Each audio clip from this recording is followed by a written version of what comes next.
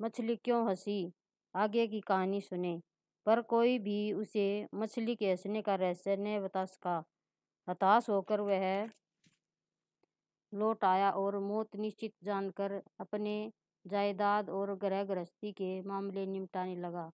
अपने राजा को वह खूब जानता था, वह अपनी धमकी जरूर पूरी करते हैं।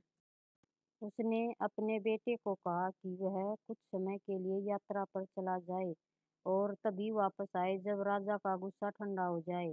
वजीर का चतुर सजीला बेटा घर से निकल पड़ा और उधर चल पड़ा जिधर उसके पाँव और किस्मत ले जाए।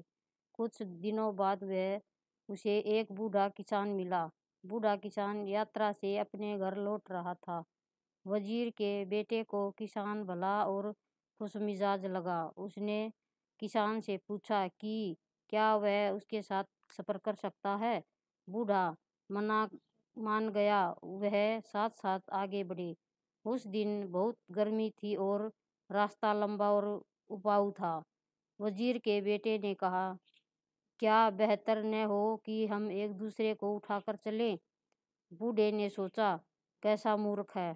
थोड़ा आगे वे गेहूं के खेत के पास से गुजरे।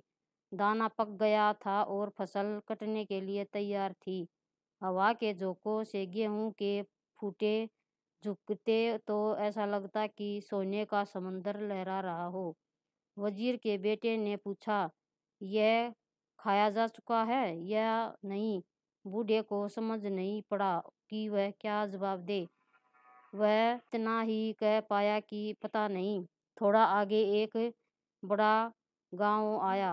वजीर के बेटे ने अपने सहयात्री को जेबी चाकू देते हुए कहा, बाबा यह चाकू लो और 2 घोड़े लेकर आओ और वहां इसे वापस जरूर लाना, वह बहुत कीमती है।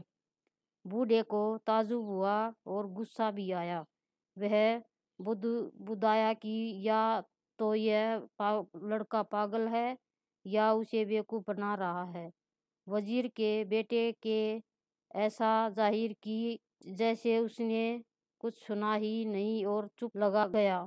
वह तब तक चुप रहा जब तक वे बूढ़े किसान के गांव से कुछ पहले एक शहर में पहुंच गए। शहर के बाजार से होते हुए एक मस्जिद में से गए। शहर में न तो उसने किसी ने दुआ सलाम की और न ही किसी ने उन्हें आराम करने का न्योता दिया। वजीर का बेटा चिल्लाया, कितना बड़ा कब्रिस्तान है।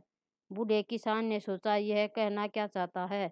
अच्छे भले शहर को कब्रिस्तान बता रहा है। शहर से बाहर निकलते हुए वे एक कब्रिस्तान के पास से गुजरे। वहां कुछ लोग एक कब्र के पास इबादत कर रहे थे और राहगीरों को चपाती बांट रहे थे।